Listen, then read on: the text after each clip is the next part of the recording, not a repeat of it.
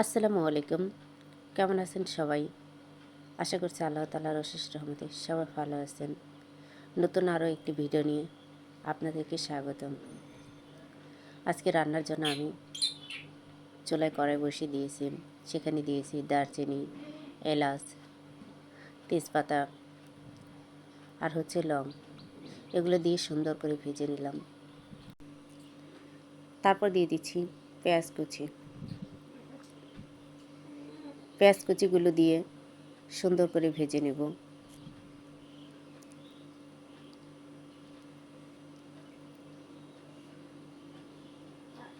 যখন পেঁয়াজ কুচি থেকে পেঁয়াজ কুচিটা সিদ্ধ হয়ে আসলে বুঝতে হবে যে পেঁয়াজ কুচিটা ভাজা হয়ে গেছে।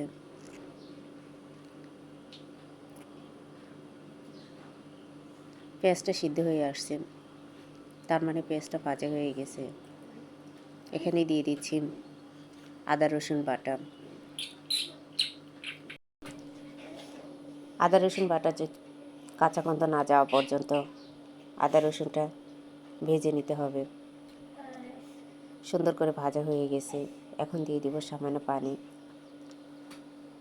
পানি না দিলে মশলাটা পড়ে যেতে পারে, তাই সামান্য পানি দিয়ে নিলাম। আর এর মধ্যে দিয়ে দিব পরিমাণ মতো লবণ, ধনিয়া গুঁড়া আর মরিচ গুঁড়া। এগুলো দিয়ে সুন্দর করে মাখিয়ে নেব। মশলাটা সুন্দর করে কষিয়ে নেব।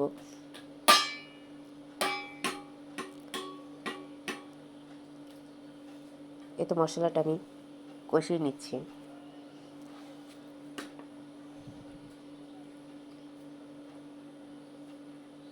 মশলাটা কষানোর জন্য কিছুক্ষণ রেখে দেব। মশলাটা কষানো হয়ে গেলে সেখানে দিয়ে দেব আগে থেকে ধুয়ে রাখা মাংসটা। এই তো দেখেন মশলাটা কষানো হয়ে গেছে, আর আমি আগে থেকে ধুয়ে রাখা মাংসটা দিয়ে দিচ্ছি।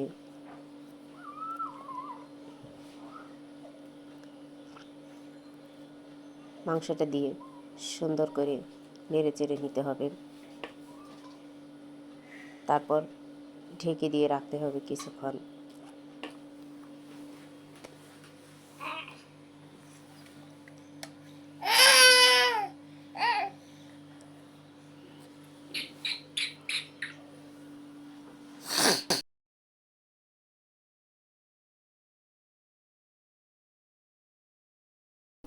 মাঝে মাঝে ঢাকনা সরিয়ে দেখতে হবে মাংসটা কী অবস্থা, সিদ্ধ হয়েছে কিনা।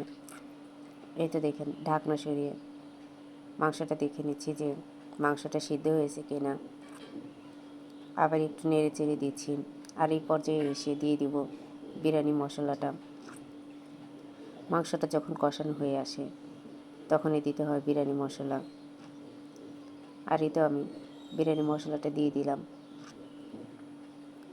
বিরিয়ানি মশলাটা দিয়ে সুন্দর করে নেড়ে চেড়ে নেব। সমস্ত মাংসের সাথে মশলাটা মাখিয়ে নেব। সমস্ত মশলার সাথে মাংসটা মাখিয়ে নিচ্ছি। এই দেখেন মশলাটা সুন্দর করে মাখানো হয়ে গেছে। মশলাটা মাখানোর পর দিয়ে দিব চাল। চালটা আমি আগে থেকে ধুয়ে পানি ঝরানোর জন্য রেখে দিয়েছিলাম। সে চালটাই দিয়ে দিলাম এখানে। আপনারা যারা আমার এই ভিডিওটি দেখছেন অবশ্যই ভিডিওটি লাইক করবেন, কমেন্ট করে জানাবেন ভিডিওটি কেমন হয়েছে। আপনি যদি আমার এই ভিডিওটি ফেসবুক পেজ থেকে দেখে থাকেন তাহলে পেজটি ফলো দিয়ে রাখবেন। আর যদি ইউটিউব চ্যানেল থেকে দেখে থাকেন চ্যানেলটি সাবস্ক্রাইব করে রাখবেন। আপনাদের একটি লাইক কমেন্টই পারে আমাকে সামনের দিকে এগিয়ে নিয়ে যেতে। এই দেখেন আমার বিরিয়ানিটা ফ্রাই হয়ে আসছে। এক পর্যায়ে এসে আমি দিয়ে দিলাম পানি। পানিটা দিয়ে সুন্দর করে নেড়ে চেড়ে নেব। তারপর এটা ঢেকে রাখবো। কিছুক্ষণ পর পর ঢাকনা সরিয়ে নেড়ে চেড়ে দিতে হবে। এই তো ঢাকনা সরিয়ে আমি এটা নেড়ে দিচ্ছি যেন সমস্ত মশলাগুলি এর মধ্যে ঢুকে যায়। তাই আমি একটু পরপর ঢাকনা সরিয়ে নেড়ে দিচ্ছি। দেখেন আমি এর মধ্যে দিয়ে দিচ্ছি দুটো কাঁচামরিচ। কাঁচামরিচ দিলে এর ফ্লেভারটা ভালো আসে। দিয়ে আমি ঢেকে দিচ্ছি।